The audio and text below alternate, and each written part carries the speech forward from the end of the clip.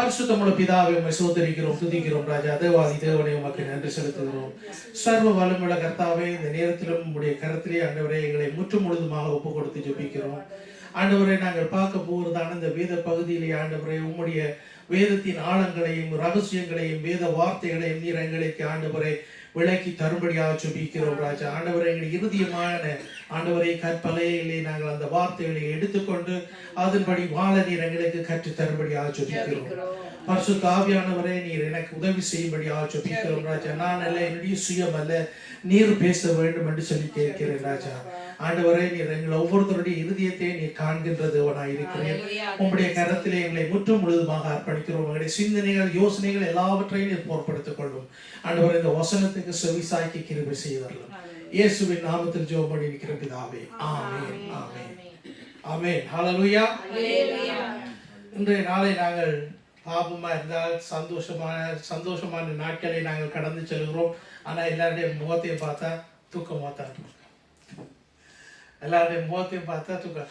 அதாவது உலகத்தில் இப்போ டச்சில் சொல்லுவாங்க, எங்களுக்கு அதாவது எங்களுடைய ஃபசாடை எங்களுடைய முகத்தின் இதை நாங்கள் வைத்துக்கொண்டு நாங்கள் சந்தோஷமாக இருக்கிறோம்னு காட்டிக்கொள்வோம். ஆனால் உள்ளுக்குள்ளே இருக்கிற துக்கங்களை நாங்கள் தான் அறிவோம்.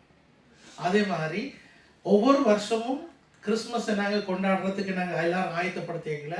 நம்மளாவே நீங்கள் இருக்கிற ஸ்டட்கள் எல்லாம் ஒரு மாதத்துக்கு முதலே எல்லாம் சோடினிகள் எல்லாம் செய்து எல்லாவற்றையும் செய்து பைனாக்ஸ் மார்ட்டெல்லாம் போட்டு உலகத்தின் ரீதியாக எல்லாத்தையும் ஆயத்தப்படுத்தி எல்லாரும் சந்தோஷமாக இந்த நாட்களை கழிக்கிறதுக்கு ஆயத்தப்படுத்தணும். நம்ம குடும்பங்களை எழுப்போமா என்றால் ஒவ்வொரு குடும்பமும் என்ன செய்ய மாட்டா, சில பேர் ஆளுக்கால் ஒரு கெஷைக்க ஒரு சின்ன ஒரு கெஷைக்க அவங்க ஆயத்தப்படுத்தி ஆளுக்கால் கொடுத்து அதில் சந்தோஷப்பட்டு கொள்வாங்க. அதுலேயும் இன்னொரு விதமான குடும்பங்களை பார்ப்போமாண்டா, கொஞ்சம் பணம் கொஞ்சம் நல்லா புழங்குற குடும்பம் பார்த்தோம்னா அவங்கள என்ன செய்வாங்கண்டா, யாருக்கு நாங்கள் விலை உயர்ந்த இசைக்கு நாங்கள் கொடுப்போம்னு சொல்லி அதன்படி தங்களுடைய அன்பை வெளிப்படுத்தி கொள்வாங்க. தன்னுடைய அன்பை வெளிப்படுத்துறதுக்காண்டி பிள்ளைக்கு தன்னுடைய அன்பை வெளிப்படுத்துறதுக்காண்டி தகப்பன் சில போய் ஒரு புது காரை கூட வேண்டி கொண்டு வந்து கொடுக்கலாம்.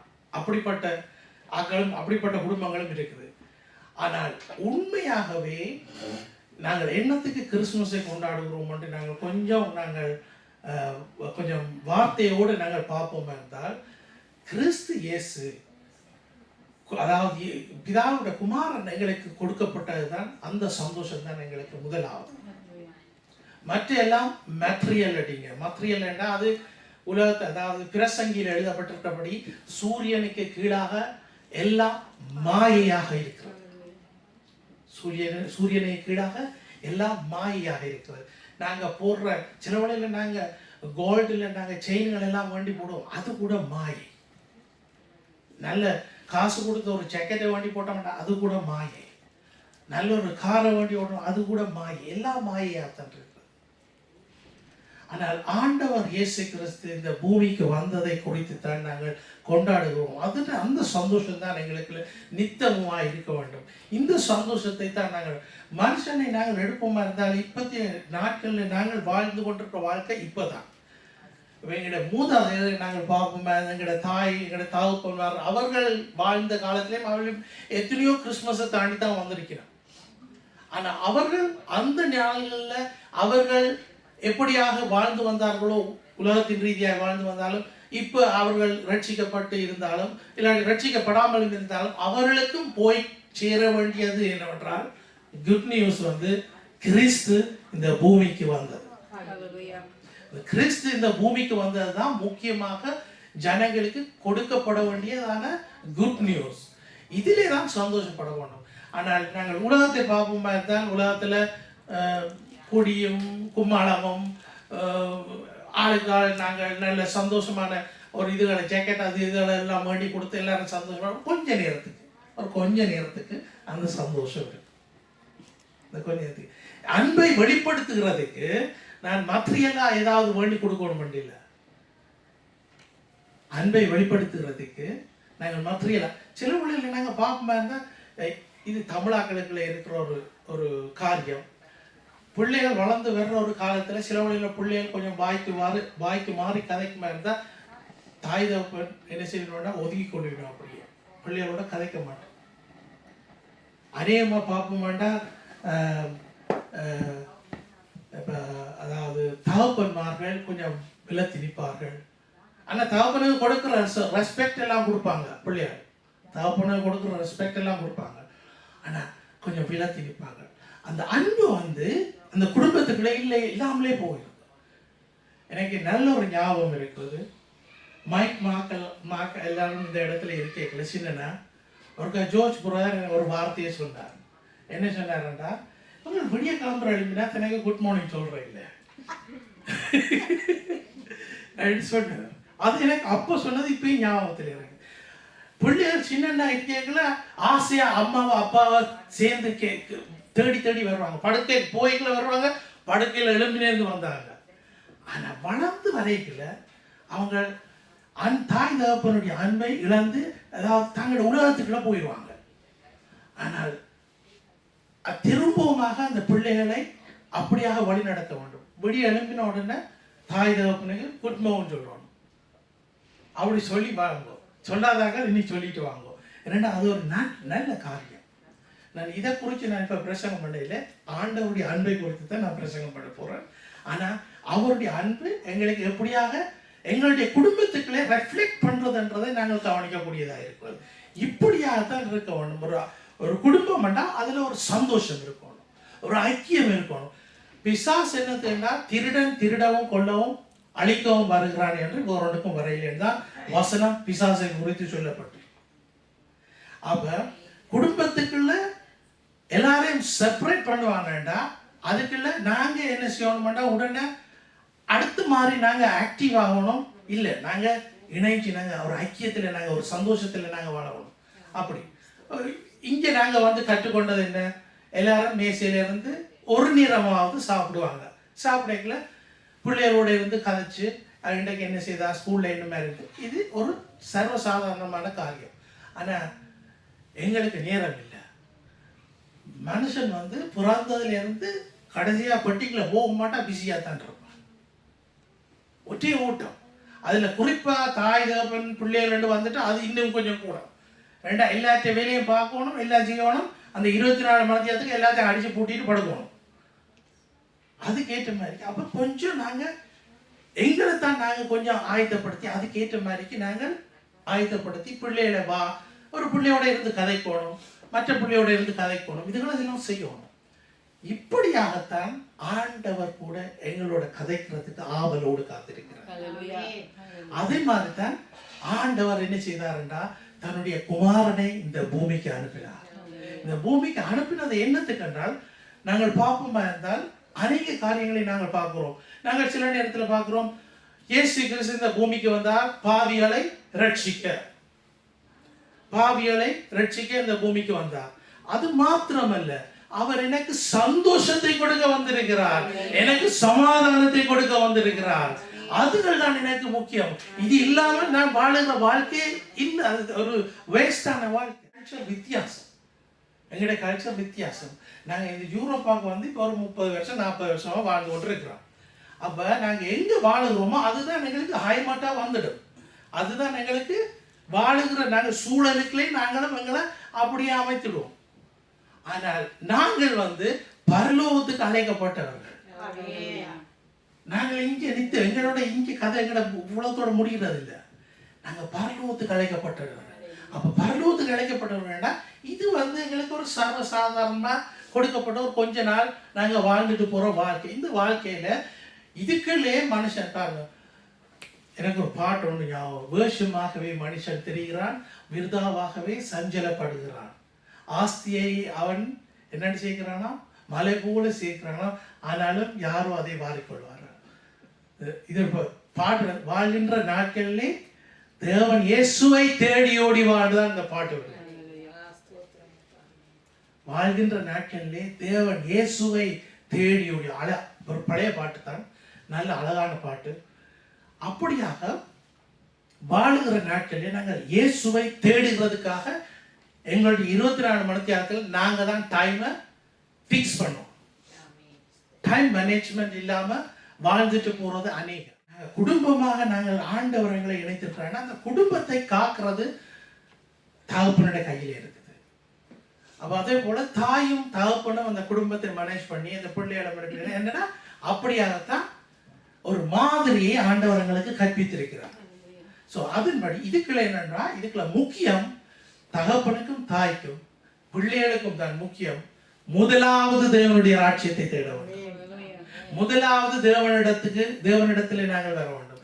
முதலாவது நாங்கள் தேவனிடத்தில் வர்றேன்னா அதுக்கு முதல் என்ன செய்யணும்னா கண் விழிச்ச உடனே முதல் ஆண்டவருடைய பாதத்தை தேட வேண்டும். கண் விழிச்ச உடனே வேதத்தை படிக்க வேண்டும்.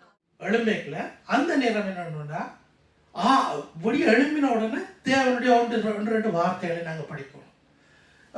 ஒரு கொம்பளத்தை நாங்கள் ஒரு அதிகாரத்தை நாங்கள் படிக்கலாம். முதலாவது நீதிமொழிகளில் சங்கீதத்தில் நாங்கள் படிக்கலாம். இதெல்லாம் படிக்கல. இதுக்கு மேன்முக்கியமாக போன வேண்டாம். பைபிளை உண்மையாகவே முதலாக திறக்கிறோம் வேண்டாம். ஜோவான் புஸ்தகத்தில் நாங்கள் எடுப்போம் வேண்டாம். இயேசு கிறிஸ்து சொன்ன வார்த்தைகளை தான் நாங்கள் படிப்போம்.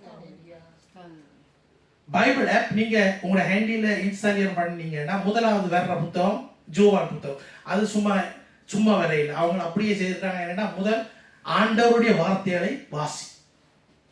அப்ப நாங்கள் அந்த வார்த்தைகளை நாங்கள் வாசிக்கும் போது ஜீவன் எங்களுக்குள்ளே உண்டாகிறது. அதனால ஆண்டவர் சொல்கிறார் உங்கள் தூக்கம் சந்தோஷமா மாறும்.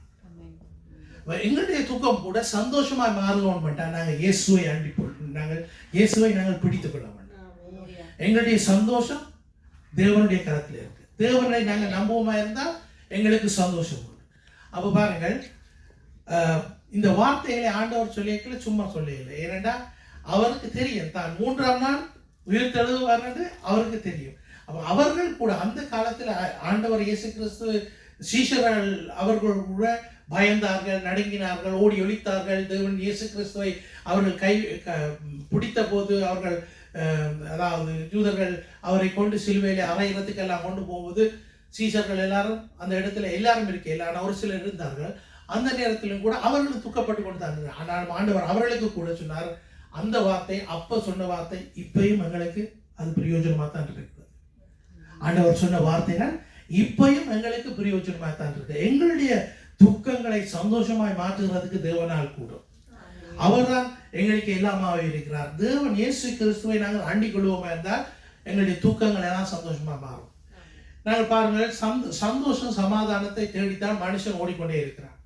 அவனுக்கு வீட்டில் சந்தோஷம் இல்லை, சமாதானம் இல்லை. நாட்டில் சந்தோஷம் இல்லை, சமாதானம் இல்லை. உலகத்தில் சந்தோஷம் இல்லை, சமாதானம் இல்லை.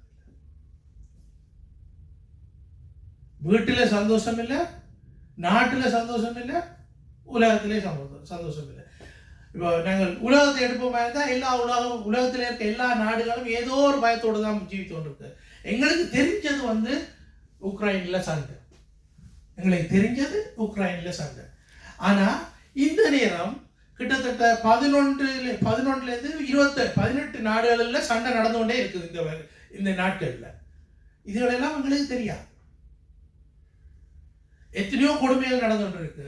அவங்களோட ஸ்ட்ராட்டஜிக்க பாப்பமா இருந்தால் ஒவ்வொரு நாளும் ஒவ்வொரு நிமிஷமும் ஏதோ நடந்து கொண்டு இருக்குது. ஒரு கிரிமினாலிட்டி நடந்து கொண்டு தான் இருக்கு. ஒவ்வொரு நாளும் இந்த உலகத்தில் ஜனங்கள் ஒரு கிட்டத்தட்ட ஒரு நான் உங்களுக்கு போன முறை ஒரு வெப்சைட் ஒன்று போட்டு காட்டினேன், காட்டி போன் பண்ணிக்கிறேன். அதில் அதாவது இன்டர்நெட்டில் போய் நீங்கள் கவுண்ட்ரி மீட்டர்னு சொல்லி தட்டி பார்த்தீங்கன்னா உலகத்தில் இருக்க ரெஜிஸ்ட்ரி ஒவ்வொரு அதாவது ஒரு ஆள் சாயக்குள்ள அவருடைய டெத் சர்டிஃபிகேட் நாங்கள் ரெஜிஸ்டர் பண்ணுறது ஒன்றில் இல்லை. எங்கே எந்த உலகத்தில் எந்த நாட்டில் இருந்தாலும் அது ரெஜிஸ்டர் பண்ணிக்கல அந்த தானத்துக்குள்ள அவர்களும் வந்து சேர்க்கிறார்கள்.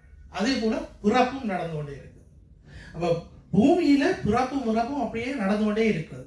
ஆனாலும் இந்த ஒரு கொஞ்ச நாடுகளில் ஆண்டவர் அதாவது எங்களுக்கு தந்த அந்த 80 வருஷத்தில் நாங்கள் ஆண்டவரை தேட வேண்டியதாக இருக்கிறது. இதுக்குள்ள ஆண்டவரை தேடி ஆண்டவரை நாங்கள் பற்றி பிடிக்க வேண்டியதாக இருக்கிறது. அவருடைய வார்த்தைகளுக்கு நாங்கள் எங்களை ஒப்பு கொடுக்க வேண்டியதாக இருக்கிறது. அவர் சொல்லியிருக்கிறார் பாருங்கள், சமாதானமும் சந்தோஷமும் அவர்கிட்ட இருந்தால் நாங்கள் எடுத்துக்கொள்ளலாம். நாங்கள் போய் தச்சமே யாராவது உங்களுக்கு வேறு யாராவது சொன்னாங்க வேண்டாம், நீங்கள் ஒரு 10,000 நீங்கள் எனக்கு தந்தீங்கன்னா நான் உங்களுக்கு சமாதானம் தருவேன் வேண்டாம், நீங்கள் எனக்கு சொல்லுங்க 6 நான் அவரோட போய் கதைக்கிறேன். அப்படி இல்லை. ஆனா ஒவ்வொருத்தரும் என்ன செய்யறாங்கன்னா காசை தேடுகிறார்கள், பணத்தை தேடுகிறார்கள். சில பேருக்கு அவர்களுடைய குடும்பங்கள் அவர்களுக்கு ஐக்கியத்திலே அந்த சந்தோஷமா இருக்கணும், பிள்ளைகள் நல்லா இருக்கணும், எங்களுடைய தலைமுறை நல்லா இருக்கணும். இதுக்கு எல்லாத்துக்கும் இயேசு தான் எங்களுக்கு தேவை. இயேசு இல்லாம ஒன்றுமே இல்லை. நாங்கள் இயேசு சொல்லி இருக்கிறார், நானே வழியும் சத்தியமும் ஜீவனுமாய் இருக்கிறேன், என்னை என்று ஒருத்தரும் பிதாவினிடத்திலே வரான். இம்மானுவேல் என்று சொல்லி சொன்னா அதுல அர்த்தம் என்னென்றால் இயேசு நம்மோடு. இப்ப பாருங்க, பிதா சுதன் பரிசுத்த ஆவியானவர். பரிசுத்த ஆவியானவர் எங்கே இருக்கிறேன்? அப்ப இம்மானுவேல் எங்கே இருக்கிறேன்? எங்களுக்குள்ளே இருக்கிறேன், எங்களுக்குள்ளே இருக்கிறேன். வெளியே இருந்தா நாங்க அவர்கிட்ட போய் போயிடும். உலகம் என்ன மாதிரி பார்க்குது? ஆண்டவரை, நாங்கள் இம்மானுவேலை விட்டுட்டு ஆண்டவரை என்ன மாதிரி பார்க்குது? உலகத்துக்கு கொடுக்கப்பட்ட ஒரு படம் என்னன்னா, உலகம் வந்து பெரிய ஒரு வடிவான கோயிலில் இருக்கிற அந்த கோயிலை இங்கேருந்து எத்தனையோ கிலோமீட்டர் தேடி நாங்கள் போகணும். அங்கே போய் அதில் இருக்க படத்தையோ சுருவத்தையோ நாங்கள் வணங்கணும். அதுதான் உலகத்துக்கு கொடுக்கப்பட்டது. ஆனால் கிறிஸ்துவை அறிந்த பிள்ளைகளுக்கு, கிறிஸ்துவை சொந்த ரட்சகராக ஏற்றுக்கொண்ட பிள்ளைகளுக்கு, கிறிஸ்து எனக்காக பலியானார் என்று சொன்னதை நான் என்னுடைய இருதயத்தில் நினைத்துக் கொண்டேன். அவர் எனக்குள்ளே வாசம் செய்கிறார். கொரிந்தியரில் எழுதப்பட்டிருக்கிறது, நீங்கள் தேவனுடைய ஆலயமாய் இருக்கிறீர்கள், தேவ ஆவியானவர் உங்களுக்குள் இருக்கிறார். அப்ப இப்படி ஒரு நன்மையான காரியத்தை, எங்களுக்குள்ள இருக்கிற ஆவியானவரை நாங்கள் என்ன செய்யணும்? நாங்கள் அதாவது புருஷனும் பொஞ்சாதியும் ஒரு குடும்பத்துல இணைந்து ஜீவிப்பாங்கன்னா அவங்க கதைக்காம ஜீவிக்க இயலாது. அவங்க கதைக்கத்தான் போகணும், புலங்கத்தான் போகணும். அப்ப நாங்க ஆவியானவரோட நாங்க புலங்கத்தான் போகணும், ஆவியானவரோட நாங்க பேசத்தான் போகணும். ஆவியானவர் இருக்கிறதென்றே நாங்கள் எங்களுடைய சிந்தனைக்கு திரும்பமாக நாங்கள் எடுத்துக்கொள்ள வேண்டும். அப்போதான் நான் ஆண்டவரோடு ஜீவிக்கிறேன். ஆவியானவர்னால் வழி நடத்தப்படுகிற வாழ்க்கை அது. ஆவியானவர்னால் வழி நடத்தப்படுகிற வாழ்க்கையை நாங்கள் பார்ப்போமா இருந்தால், ஆவியானவரை நாங்கள் இன்னும் கொஞ்சம் ஆழமா பார்ப்போமா இருந்தால், அவர் வார்த்தையாகவே இருக்கிறார். அவர் வார்த்தையாக இருக்கிறார். அப்ப எங்களுடைய பைபிள்ல இருக்கிற கரங்கள் எல்லாம், எங்களுடைய கரத்தில் இருக்கிற பைபிள் எல்லாம் ஒரு வெள்ளை பேப்பர்ல கருத்தை இங்கால எழுதப்பட்ட வார்த்தைகளாக இருக்கிறது. சில பேருடைய இதுல இயேசு கிறிஸ்துவோட வார்த்தைகள் சிவப்பால் எழுதப்பட்டிருக்கு. சில பைபிள் எக்ஸ்ட்ராவா அதை கொஞ்சம் மார்க் பண்ணியிருப்பாங்க. ஸோ ஏதோ அது என்ன, ஒரு வெள்ளை பேப்பர்ல கருத்தை இங்காலையோ சிவப்பு இங்காலையோ எழுதப்பட்ட அந்த வார்த்தைகள். இந்த வார்த்தைகளை தேவனுடைய விருப்பம் எங்களுடைய இருதயமான கற்பனையிலே எழுதி கொள்ள வேண்டும். அப்ப எங்களுக்கு கொடுக்கப்பட்டது என்னவென்றால், ஆண்டவர் எங்களுடைய கரங்கள்ல எங்களுக்கு தந்துட்டார். முதலாவது எங்களுக்கு கொடுக்கப்பட்டது என்னென்றால், எங்களுடைய பாஷையிலே ஒரு பைபிள் எங்களுக்கு கரத்தில் கொடுக்கப்பட்டிருக்கிறது. இதுக்கு நாங்கள் பெரிய நன்மையாய் நாங்கள் உண்மையாக ஆண்டவருக்கு நன்றி சொல்லுவோம். எங்களுக்கு பாஷை தெரிஞ்சு படிக்க தெரியாதாக்களுக்கு அது வித்தியாசமா, கண் குருடானாக்களுக்கு கூட பைபிள் அவங்களோட பாஷையில அவங்க தடவி வாசிக்கிறதுக்கு கொடுக்கப்பட்டிருக்கிறது. அப்ப எல்லா பகுதியிலும் கொடுக்கப்பட்டிருக்கிறது ஆண்டவருடைய வார்த்தை. ஆனால் அதை எடுத்து நாங்கள் வாசித்து அதை மனப்பாடம் பண்ணி அதன் வழி வாழுவோமா இருந்தால் நாங்கள் பரலோகத்துக்கு போறதுக்கு எங்களுக்கு ஒரு சுலபமான வழி இருக்கு. அதை விட்டுட்டு இந்த உலகத்தை குறித்தும் இந்த உலகத்திலே மாயமான காரியங்களை குறித்தும் நாங்கள் அதுக்கு பின்னால எங்களுடைய இருதயம் இருக்குமா இருந்தால், அதோடு நாங்கள் ஜீவித்துக் கொண்டிருப்போமா இருந்தால், நாங்கள் ஆண்டவரை மறந்து விடுவோம். எங்க எங்களுடைய பொக்கிஷம் இருக்குதோ அங்கதான் எங்களுடைய இருதயம் இருக்காண்டு நாங்க மத்தேயுல நாங்க வாசிச்சு கொள்ளலாம். எங்க எங்களுடைய பொக்கிஷம் இருக்குதோ அங்கதான் எங்களுடைய இருதயம் இருக்கு. ஆனா ஆண்டவரும் கூட சொல்லுகிறார் என்றா, உன்னுடைய இருதயத்தை எனக்கு தா, உன்னுடைய இருதயத்தை எனக்கு தா. நாங்க சந்தோஷமா இருக்கிறதுன்னா, எங்களுக்கு பணம் இருந்து கார் இருந்து நல்ல வசதியான ஒரு வீடு இருந்தா போல நாங்க சந்தோஷமா இருக்கிறோம். இல்லை, எத்தனையோ பேரை நல்லா இருக்கிற ஐஸ்வர்யவான்களை கேட்டா அவங்க சொல்லுவாங்க, எனக்கு எல்லாம் இருக்காரு, எனக்கு சந்தோஷம் இல்லை, எனக்கு மன மகிழ்ச்சி இல்லை, என்னுடைய சமாதானம் இல்லை என்று தான் சொல்லுவாங்க. இப்படியாகத்தான் இருக்கிறாங்க. பாருங்கள், கிறிஸ்து இயேசு மரணத்திலே கூட நாங்கள் பார்த்தோம், அதில் கூட சந்தோஷப்பட்ட ஆக்களும் இருக்கிறார். கிறிஸ்து இயேசு மரணம் அடைந்த நேரம் சந்தோஷப்பட்டவர்களும் இருக்கிறார்கள். ஆனால் அந்த நேரம் துக்கப்பட்ட ஆக்களும் இருக்கிறார்கள். ஆனால் அவர்கள் துக்கப்பட்டவர்களுடைய சந்தோஷத்தை ஆண்டவர் துக்கப்பட்டவர்களுடைய அவர்களுடைய துக்கங்களை எல்லாவற்றையும் சந்தோஷமாக மாற்றினார். இயேசு கிறிஸ்து திரும்பமாக வந்தார். அவர் மரணத்தை வென்றார் என்று தான் எழுதியிருக்கு. ஒருத்தரும் நாங்க ஹிஸ்டரியில நாங்க பார்ப்போம் இருந்தா, நாங்க ஹிஸ்டரி எடுப்போம் இருந்தா அது கூட பிரிக்கப்பட்டிருக்கிறது கிறிஸ்துவுக்கு முன் கிறிஸ்துவுக்கு பின். இந்த பெரிய பெரிய யூனிவர்சிட்டியில எல்லாம் நீங்க புத்தகங்களை போய் தட்டி பார்த்தா அதுல போட்டு இல்ல கிருஷ்ணாக்கு முன் கிருஷ்ணாக்கு பின், இல்லாட்டிக்கு புத்தருக்கு முன் புத்தருக்கு பின், இல்லாட்டிக்கு முகமதுக்கு முன் முகமதுக்கு பின் சொல்லி இல்லை. சரித்திரமே சாட்சி சொல்லுது இயேசு கிறிஸ்து இந்த பூமிக்கு வந்தார். அவர் வந்தது காரணம் மனிதனுக்கு ஒரு வழியை அமைத்துக் கொள்ள, பிதாவினிடத்தை போறதுக்கு. இதுதான் தேவன் இயேசு கிறிஸ்து எங்களுக்கு தந்து அவருடைய கலாத்தியர்களை நாங்கள் பார்ப்போம் என்றால் அன்பின் கனிகளை குறித்து அதில் சொல்லப்படுகிறது. அதுல ஒரு கனி சந்தோஷம். 5வது அதிகாரம் 22வது அதிகாரம். ஆவியின் கனியும் அன்பு, சந்தோஷம், சமாதானம், நீடிய பொறுமை, தயவு, நற்குணம், விசுவாசம் என்று சொல்லி எழுதப்பட்டிருக்கிறது. இதுகள் எல்லாம் எங்களுக்குள்ள வரணும் பண்ண நாங்க உருவாக்கி கொள்ளுறையில அது ஆவியானவர் வந்தால் தான் எங்களுக்கு கிடைக்கிறது. ஆவியானவர் எங்களுக்குள்ள ஜீவித்தால் தான் அது கிடைக்கிறது. ஆவியானவர் என்னென்று வருவார் என்றால், நான் இயேசு கிறிஸ்துவை சொந்த ரட்சகராய் நான் ஏற்றுக்கொள்ள வேண்டும். இயேசு கிறிஸ்துவை நான் எப்படி சொந்த ரட்சகராய் ஏற்றுக்கொள்ளுகிறேன் என்றால் 10:9 மாசம் என்னவென்றால், கர்த்தராகிய இயேசுவை நீ உன் வாயினாலே அறிக்கையிட்டு தேவன் அவரை மரித்தோரிலிருந்து எழுப்பினார் என்று உன் இருதயத்திலே விசுவாசித்தால் ரட்சிக்கப்படுவாய். நீதி உண்டாக இருதயத்திலே விசுவாசிக்கப்படும், ரட்சிப்புண்டாக வாயினாலே அறிக்கை பண்ணப்படும். இந்த வார்த்தையின்படி நாங்கள் பார்ப்போமா இருந்தால், இயேசு கிறிஸ்துவை நான் சொந்த ரட்சகராய் ஏற்றுக்கொள்வதற்கு வழி என்னவென்றால், என்னுடைய இருதயத்திலே நான் விசுவாசிக்க வேண்டும். பிதா அவரை மரித்தோரிலிருந்து எழுப்பினார், முதலாவது. இரண்டாவது, என்னுடைய வாயினாலே நான் அறிக்கை செய்ய வேண்டியதாக இருக்கிறது, இயேசு கிறிஸ்துவை சொந்த ரட்சகராய் நான் ஏற்றுக்கொள்கிறேன். இது நிமித்தம் எனக்கு நித்திய ஜீவன் உண்டு. சோ இது முக்கியமா எல்லா கிறிஸ்டியன்ஸுக்கும் தெரிஞ்சிருக்க வேண்டிய வசனம். இதனால்தான் நான் இயேசு கிறிஸ்துவை சொந்த ரட்சகராய் ஏற்றுக்கொண்டிருக்கிறேன். சோ அடுத்தது, இவைகளெல்லாம் ஏற்றுக்கொண்ட பிறகு நாங்கள் இயேசு கிறிஸ்துவை நான் சொந்த ரட்சகராய் ஏற்றுக்கொண்டேன்னா அந்த நிமிஷமே எனக்குள்ளே ஆவியானவர் வருகிறார். ஆவியானவர் வந்து என்னுடைய சிந்தனைகள், யோசனைகள் எல்லாம் புதிதாக்கப்படுகிறது. ஞானஸ்தானத்துக்கூடாக என்னுடைய பழைய மனிதன் அடக்கம் செய்யப்பட்டு புதிய மனுஷனாக நான் எழும்புகிறேன். இந்த புதிய மனுஷனாக நான் எழும்புகிற நிமித்தம் நான் கிறிஸ்துவிலே புதிய மனுஷனாக எழும்புகிறேன். நான் புதிய மனுஷனாக எழும்பல, கிறிஸ்துவிலே நான் புதிய மனுஷனாக எழும்புகிறேன். அப்ப கிறிஸ்துவிலே நான் புதிய மனுஷனாக எழும்பல, கிறிஸ்துவனுடைய காரியங்கள் தான் எனக்குள்ளே காணப்படும். என்னுடைய சுயம் என்னில் சாம்பலாய் மாறும். பரிசுத்த ஆவியானவர் எனக்குள்ளே இருந்து வெளிப்படுவார். அவர் வெளிப்படைக்குள்ள என்னுடைய பழைய காரியங்கள் எல்லாம் நான் திரும்பமாக நான் பழைய காரியம் எனக்கு நான் முந்தின மாதிரி நான் ஆக்ட் பண்ணி கதைச்சு ஏதாவது நான் செய்வேனா இருந்தால் அந்த நேரம் ஆவியானவர் பேசுவார், இது புல, இதை ஸ்டாப் பண்ண, இப்படி செய்யாத, இப்படி திங்க் பண்ணாத, இப்படி யோசிக்காத, இப்படி பேசாத, இப்படி நடக்காத.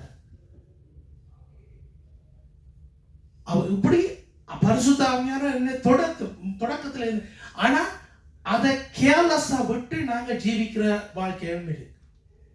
பரிசுத்த ஆவியானவர் பேசல கூட நாங்க அதை கேர்லெஸ்ஸா விட்டுட்டு, நான் இப்படித்தான் என்ன செய்துட்டு வந்தேன், நான் என்ன மாத்தணும். ஒரு மாற்றம் எங்களுடைய வாழ்க்கையில வருமா இருந்தால் அது ஒரு நன்மைக்கு தான். இயேசு கிறிஸ்துவ கூட வருகிற மாற்றம் நன்மை கூடத்தான், நன்மையாத்தான் இருக்கும். அப்படியான நேரத்தில் எங்களை நாங்க விட்டு கொடுக்க வேண்டும். ஆவிக்குரிய ஜீவியத்தில் எங்களை விட்டு கொடுக்க வேண்டும். மனிதன் ஆவி, ஆத்மா, சரீரமாய் இருக்கிறான். ஆவி ஆத்மா சரீரமா இருக்கிறது. ஆவியிலே இருக்கிறதான பாரம் எங்களுடைய மாம்சத்திலே நாங்கள் வெளிப்படுவோம். இன்னைக்கு நாங்கள் சொல்லுவோம், டச்சில் சொல்லுவாங்க, mir tut es in der Seele weh. mir tut es in der Seele weh என்று சொல்லுவாங்க. அது என்னுடைய ஆத்மாவிலே எனக்கு பாரமா இருக்கிறது, நோவா இருக்கிறது. அப்ப கூட நாங்க பாருங்க, ஆவி ஆத்மா சரீரத்தை கூட உணர்ந்து வாழக்கூடிய வாழ்க்கை. ஆனா மனிதன் வாழுகிற வாழ்க்கை இந்த பூமியிலே முழுவதும் மாம்சத்துக்குரிய வாழ்க்கை. மாம்சத்திலே ஜீவிக்கிறது. மாம்சமான இச்சைகள் எல்லாம் எங்களை சூழ்ந்து கொள்கிறது. நான் அப்படி வாழணும், நான் இப்படி வாழணும், நான் இப்படி இருக்கணும், நான் அப்படி இருக்கணும். அப்படியாத்தான் மாம்ச இச்சையினாலே வாழ்ந்து கொண்டிருக்கிறார். ஆனால் இந்த மாம்சம் என்னன்னு சொல்லலாம், மண்ணோடு மண்ணாக அழிந்து போகிறது. ஆவி ஆண்டவரிடத்துல போகிறது. அப்ப நாங்க அந்த ஆவிக்கு நாங்க இன்னும் கூட என்ன செய்யணும், கவனத்தை செலுத்தணும். அதன்படி நாங்கள் வாழ கற்றுக்கொள்ள வேண்டும். ஹல்லேலூயா. நீதிமொழிகள் 14வது அதிகாரம் 13வது வசனத்தை நாங்கள் வாசிப்போம்.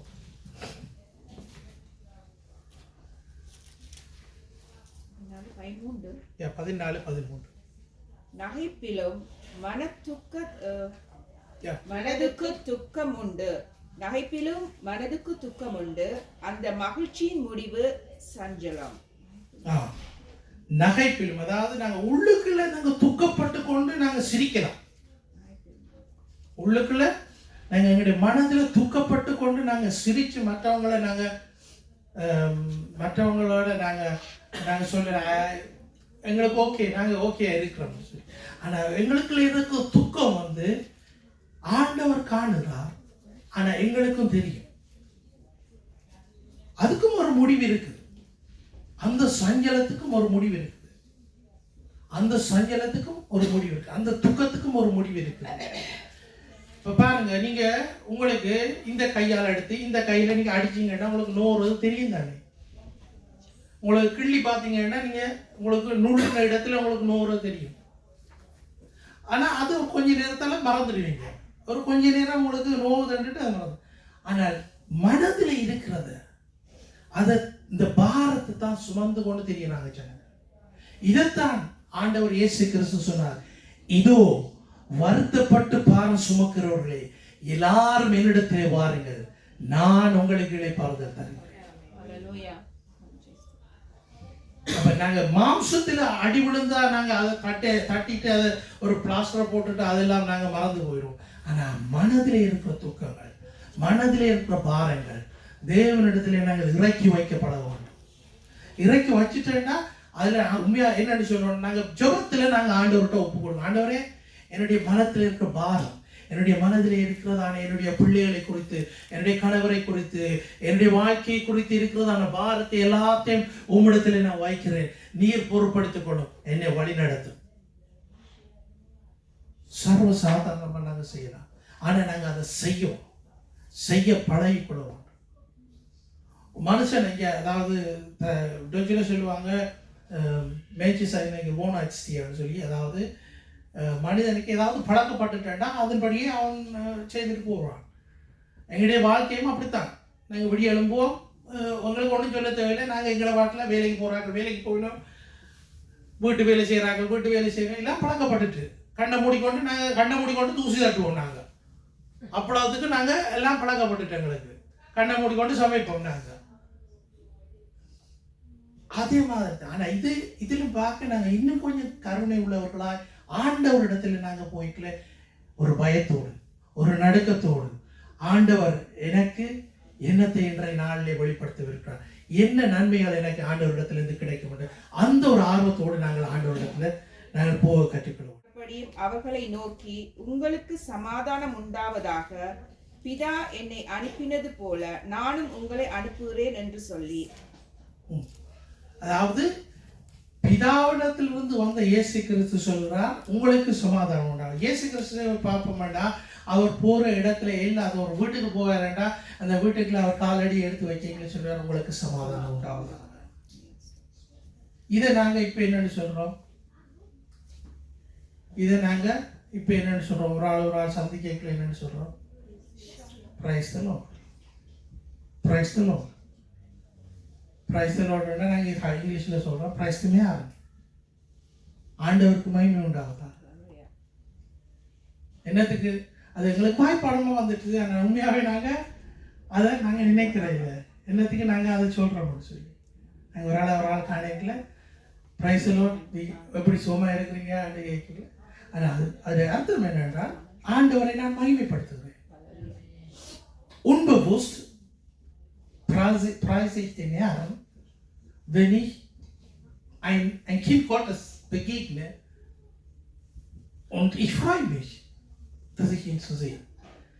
நாங்கள் உலகத்திலிருந்து நாங்கள் ஒதுக்கி வைக்கப்பட்டிருக்கிற ஒரு ஜனமாக எங்களை பார்த்துக் கொள்ளலாம். ஆனால் உலகத்திலிருந்து நாங்கள் ஒதுக்கி வைக்கக்கூடாது. எங்களை நாங்கள் உலகத்திலாம் நாங்கள் ஜீவித்து வருகிறோம். ஆண்டவர் தந்த அந்த வார்த்தை இவ்வளவு நாட்களும் நாங்கள் ஜீவித்து வருகிறோம். அப்போ நாங்கள் உலகத்துக்கு விலக்கி நிற்காம உலகத்தோடு தான் இருக்கணும். நான் எங்களுடைய அதாவது தேவனுடைய அன்பு எங்களுக்குள்ளாக வெளிப்பட வேண்டும் மற்றவர்கள். இதுதான் தேவன் இயேசு கிறிஸ்து சொன்னார், நீங்கள் இந்த பூமிக்கு வெளிச்சமாக இருக்கிறீர்கள். அப்ப அந்த வெளிச்சம் அன்பினாலே தான் நாங்கள் தெரிஞ்சுக்கணும். இப்படியாக இருக்க வேண்டும். நாங்கள் கடைசியாக நாங்கள் ஒரு வசனத்தை நாங்கள் வாசிப்போம். 61 ஏசாயா 61 10வது வசனத்தை நாங்கள் வாசிப்போம்.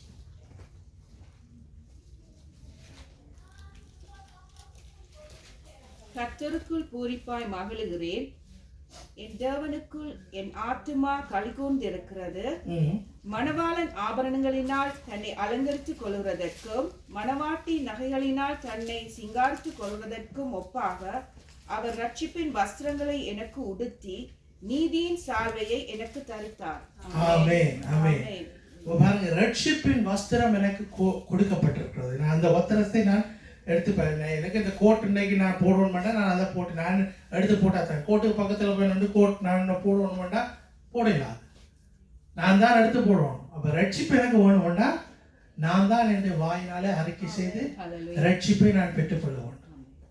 அப்போ நான் நான் ஆண்டவருக்கு சொல்லி என்ன, அதாவது sondert mich aus von diesem Welt, aber ich bin nicht ganz von dieser Welt weg, sondern ich versuche jetzt ein Leben zu leben mit Gott. Das ist der Unterschied. அதாவது நான் இந்த உலகத்திலிருந்து நான் பிரிக்கப்படவில்லை. உலகத்திலிருந்து நான் ஆண்டவருக்கு பிரிக்கப்படுகிறேன். அந்த உலகத்துல தான் இருக்கிறேன். ஆனால் என்னுடைய வாழ்க்கையை நான் ஆண்டவருடைய கரத்தில் ஒப்பு கொடுக்கிறேன். ஒப்பு கொடுத்து நான் ஜீவிக்கல. ஆண்டவர் என்ன செய்யறாருன்னா அந்த ரட்சிப்பெண்ண மாடியை தனி கேட்கல. பிசாசு தெரியும், யாராவது ரட்சிக்கப்பட்டோம், ஓஹோ ரட்சிக்கப்பட்டுட்டேன், இவருக்கு இல்லை பிரச்சனை வந்தியா. நாங்கள் அதாவது இந்த பூமியில் இருக்க மாட்டா துக்கமும் துயரமும் எங்கிட்ட வரல. ஆனால் அதை மேற்கொள்வதற்கு தான் ஆண்டவர் எங்களுக்கு ஆவியானவரை கொடுத்தார். இப்போ நாங்கள் எல்லாம் எங்களுக்கு பிரச்சனைகள் இல்லாமல் இல்லை. அதுக்காண்டி நாங்கள் பிரச்சனையை தூக்கி தலையில வச்சு கொண்டு தெரியக்கூடாது. விசுவாசத்தினால் தான் நாங்கள் எல்லாவற்றையும் மேற்கொள்வோம். விசுவாசம் எங்களுக்கு தேவை. இந்த விசுவாசத்தினாலே தான் நாங்கள் எல்லாவற்றையும் மேற்கொள்வோம். பிரச்சனைகள் வரும், துன்பங்கள் வரும், வியாதிகள் வரும். மாம்சத்திலே நான் இருக்க மாட்டேன், நான் இதெல்லாம் உணர்ந்து கொள்வேன். ஆனால் ஆண்டவரிடத்திலே இருந்து எனக்கு விடுதலை உண்டு. அவர் எனக்கு சமாதானத்தை கொடுக்கிறவர், சந்தோஷத்தை கொடுக்கிறவர், எனக்கு வாழ்க்கையை கொடுத்த தேவன். ஹல்லேலூயா. நாங்கள் தேவனை நாங்கள் ஸ்தோத்திரிப்போம். நாங்கள் எழுந்து நின்று நாங்கள் தேவன் தந்த இந்த வார்த்தைகளுக்காக நாங்கள் நன்றி செலுத்தி அவரை நாங்கள் ஸ்தோத்திரிப்போம். சோத்திரம் ஆண்டவரே, உம்மை சோதரிக்கிறோம், துதிக்கிறோம் ராஜா. சர்வ வல்லவரே, உமக்கு நன்றி செலுத்துகிறோம். பரிசுத்தரே, உம்மை சோதரிக்கிறோம், துதிக்கிறோம் ராஜா. கர்த்தாவே, உமக்கு நன்றி செலுத்துகிறோம். ஆண்டவரே, நீ தந்த வார்த்தைகளுக்காக நன்றி செலுத்துகிறோம். ஆண்டவரே, இந்த நாளிலும் ராஜா, ஆண்டவரே நீர் ஒவ்வொருத்தரோடும் நீர் பேசினதுக்காக நன்றி செலுத்துகிறேன். ஆண்டவரே, உடைய வார்த்தைகள் ஆண்டவரே எங்களுடைய இருதயத்தில் ஆண்டவரே எழுதப்பட்டதுக்காக உமக்கு நன்றி செலுத்துகிறேன்.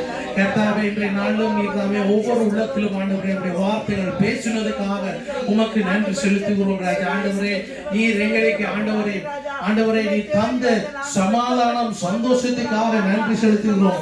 இயேசு கிறிஸ்துவு கூட இந்த பூமிக்கு ரட்சிப்பு வந்ததுக்காக நன்றி செலுத்துகிறோம். ஆண்டவரே, எங்களுக்கு இயேசு கிறிஸ்துவு கூட ஆண்டவரே கொடுக்கப்பட்ட இந்த ரட்சிப்புக்காக உமக்கு நன்றி செலுத்துகிறோம். பிதாவே, நீர் உம்முடைய குமாரனை ஆண்டவரே இந்த பூமிக்கு நீர் தந்ததுக்காக நன்றி செலுத்துகிறோம் ராஜா.